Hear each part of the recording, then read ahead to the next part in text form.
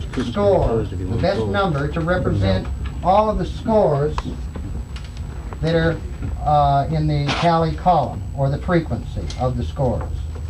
Example, there are 23 scores that fall between 40 and 44.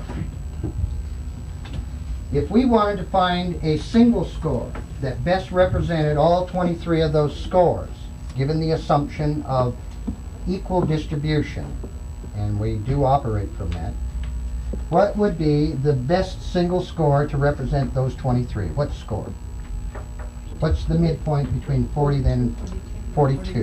Right. Right. Okay. So, what would be the midpoint here? 62, 57, 52, 47. Okay, all of those would be your midpoints. Okay. Now, in order to find the central tendency for the entire 100 scores, what we do is let the midpoint represent all of the scores on any given interval. Okay? But remember, we want all of those scores to have some influence, equal influence in terms of what the average is for the entire group. So one of the things that you do is that you multiply the midpoint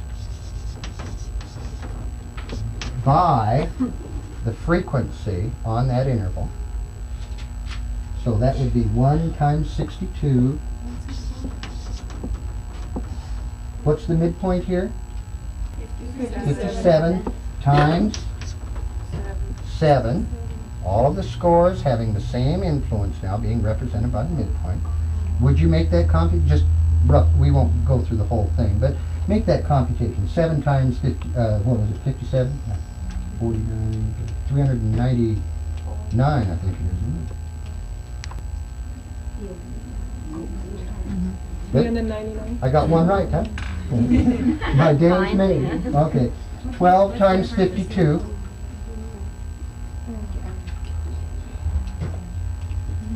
606.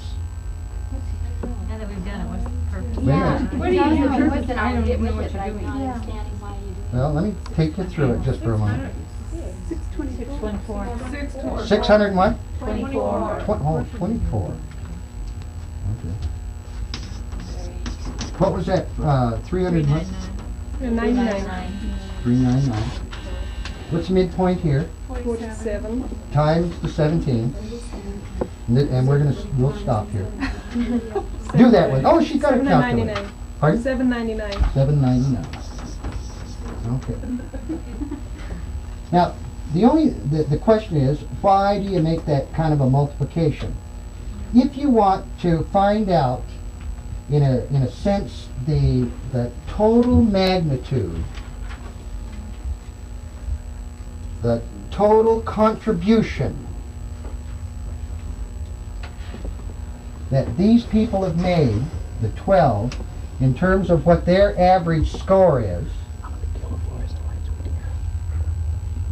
Well, we don't care about the 7.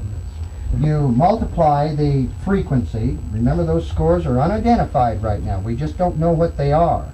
And yet you want to know what the total magnitude of what those people have generated. Okay? Now, hold on just for a moment. Could you do one more for me, Elizabeth? Do this one.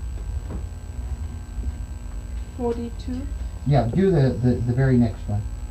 times 23. 966.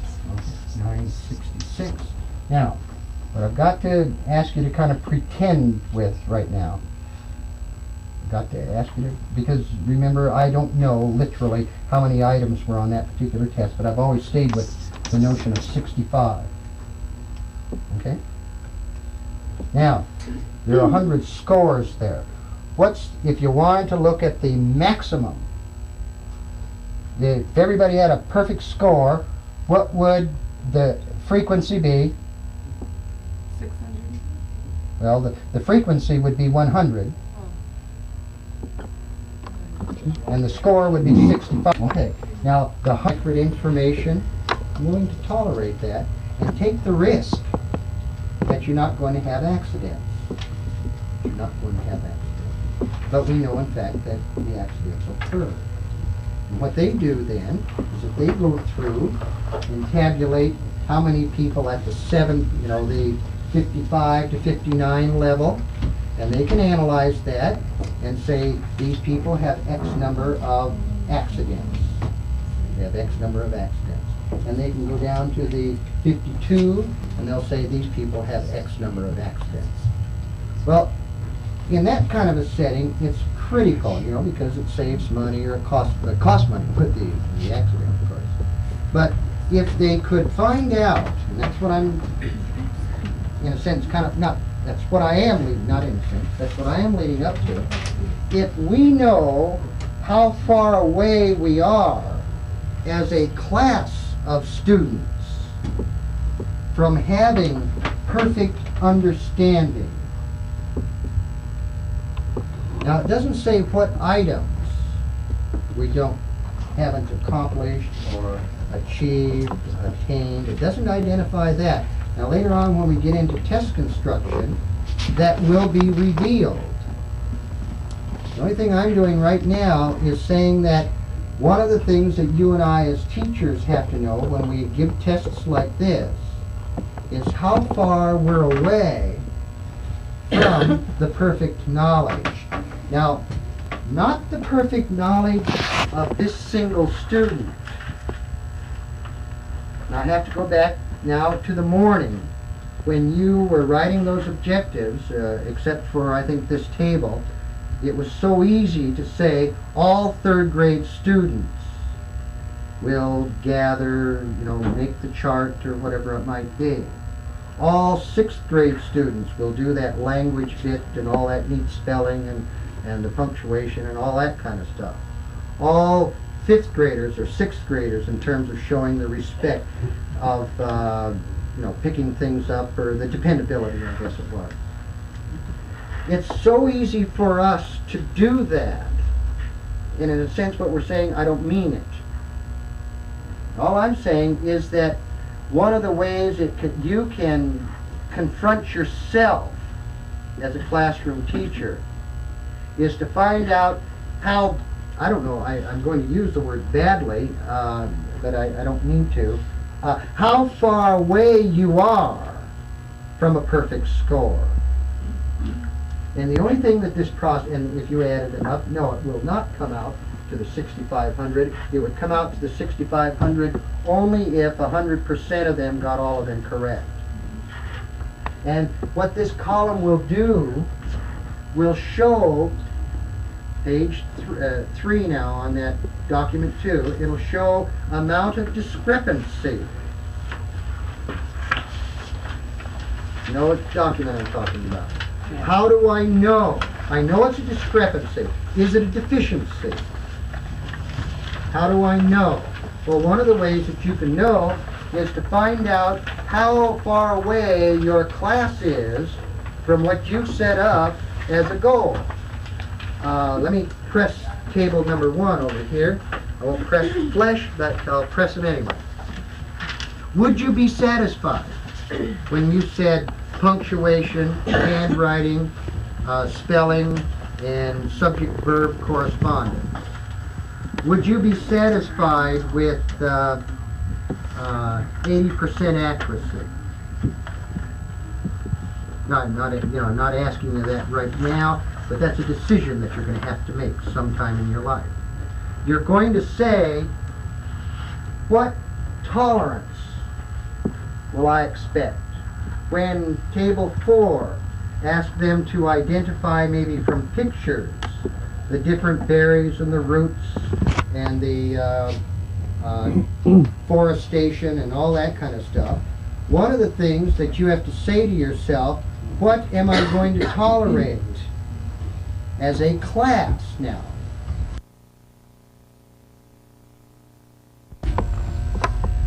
Thank you.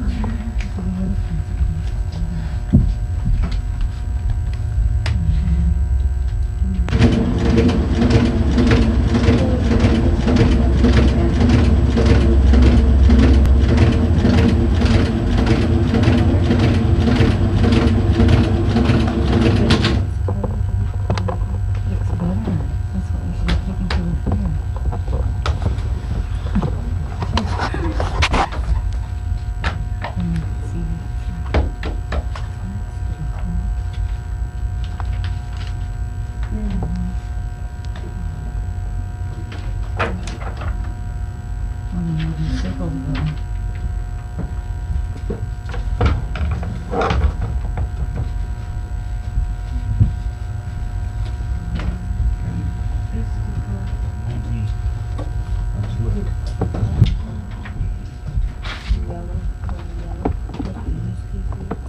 of these are the ones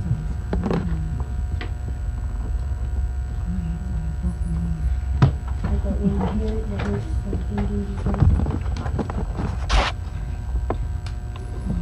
Medallions. Have we all to do with these medallions. yeah, there's dingles, planes. She beats with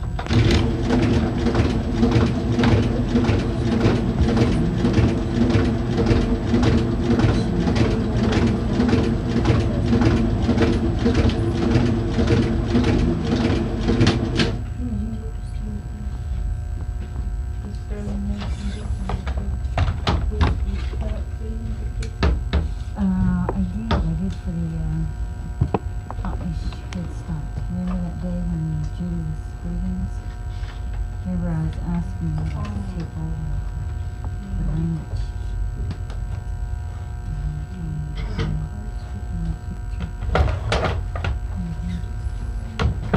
This would have been hard, see, to get this.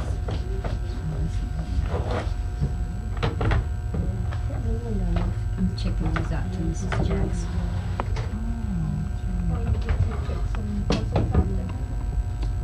Well, she asked me to. I don't know if I get to you. I think I could. Today? yeah. Oh. Probably freezing right now.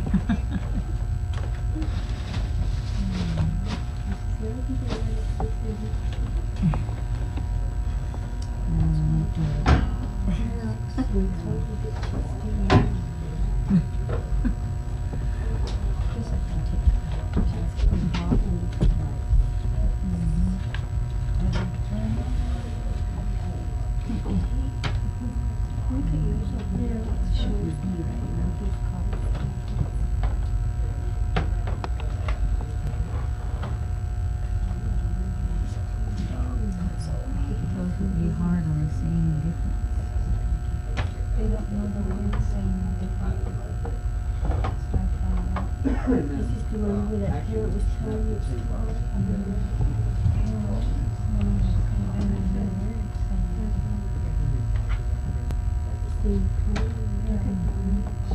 She knew the word map. Yeah. Maps. She knew the word saying.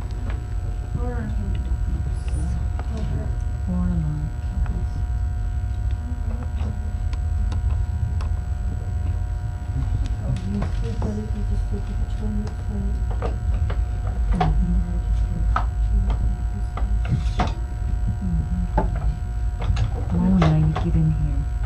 What are you doing over there? That's it. Quit keeping around. Okay, would you introduce yourself and tell us what your position is Fine. and what you're doing here this evening? My name is Joe Aralde. I teach second graders, first, second, and third graders in what is called the YES program here at Lincoln School in Toppenish, Washington. YES is the code names, I guess you'd have to call it, for the Yakima English and Spanish trilingual program designed by Ralph McEwen several years ago. I work, as I said, mostly with the second grade. They're my homeroom class. This is the Math Center. The YES program here at Lincoln has an art center, a language center, and a reading center. The children move from one center to another, and they are instructed in that particular center on the topic of the center, such as Math Center. They would study math. Science is also taught here. To the second graders, who are my homeroom students, I also teach spelling, music to all three classes, by the way, social science, health. Have I forgotten anything? All the topics that are not taught in the other centers. The greatest emphasis, of course, is on math. I spend an hour with the second graders. The second graders have an hour slot. First graders have, I believe, a 45-minute slot, as well as the third graders. So the majority of the day then is spent with math. When the second graders are here, I spend a lot of time with spelling too. This is the second grade is the first year that children are involved in spelling. So we have quite an involved program in spelling, which I'll talk about in just a minute. I'll show some of the materials that we're working on.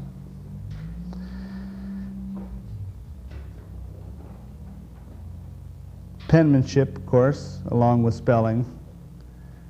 We work on that. I have some material about that.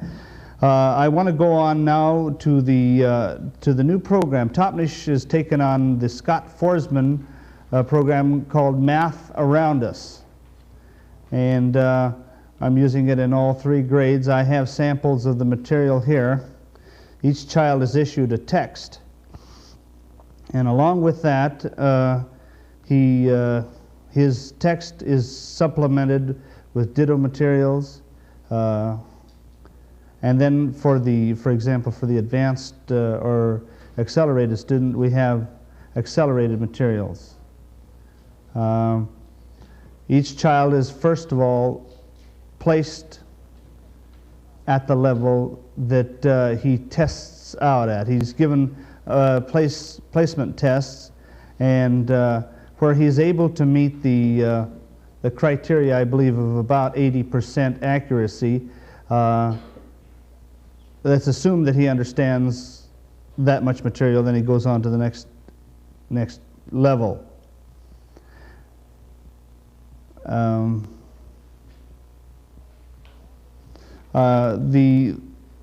Along with the materials that the children have, I make an effort to keep track. Record keeping is very important. The accountability thing this year is very much in vogue, and it's I think a good thing. It's very time consuming. It takes a lot of time to keep these records, but good records are kept, and I think maybe I can just give you an idea of how records are kept. The Scott Forsman Company provides the record keeping books. We teach math to the children in order to attain certain objectives. The objectives are dictated here by Scott Forsman, and we test these children after having taught these to these objectives to see whether they've attained them or not.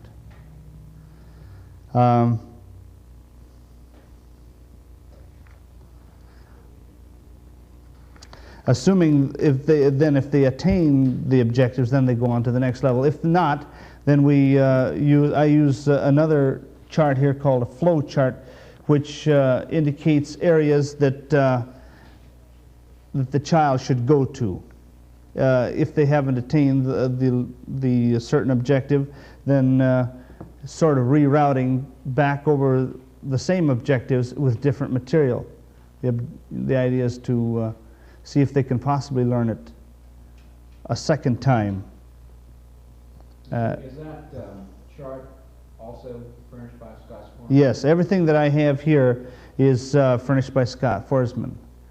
One of the advantages to the program that I work with is that there's money available to buy all these materials. The district itself didn't provide all of it at the beginning. So they provided the basic tests, textbooks, and also the testing material, but didn't feel they could afford to buy all the other supplementary. By the way, if you have anything to add, just feel free. All right, well, I'm going to move right on. The music program, I once a week bring my accordion to school, and we have a popular type program. I use many of the current tunes that are popular. I'm going to get in more to using some of the old American folklore too, and some Spanish folklore in the music program this year. I think that the children should be exposed to more of that, more than I've had in the past, more than films about animals, films about Earth, films about ecology. We extend through discussion after the films. We talk about what we've seen in the films. We do some reading in science, some reading out of textbooks, and that more or less covers the science part of it. The health, we've reading textbooks which we use. Also, we've participated. The kids have participated in some projects such as one involving the senses. That we made a bulletin board for the hallway early this fall on the 5 senses.